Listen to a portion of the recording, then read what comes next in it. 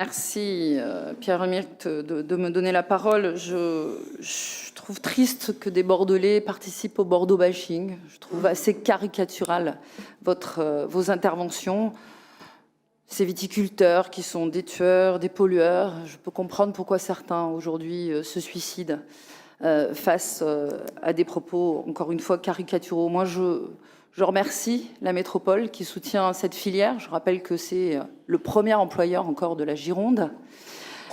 Nous avons le plus grand terroir métropolitain, qui est le premier aussi à s'être converti, et aujourd'hui, qui est la locomotive des bio et des HVE. Donc il faudrait mieux, effectivement, que vous fassiez la promotion des HVE, parce que c'est un dossier particulier dont vous parlez.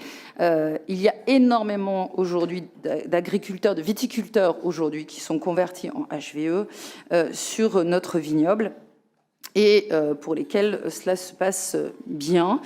La fête de vin reste une fête populaire et qui permet à des viticulteurs qui n'ont pas forcément les marchés ou la possibilité de faire des salons, de venir faire déguster leurs vins, faire découvrir des vins à des prix très abordables.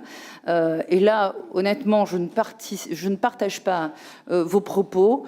Je pense que c'est accessible à tout le monde, cette fête du vin. Justement, elle est faite pour ça.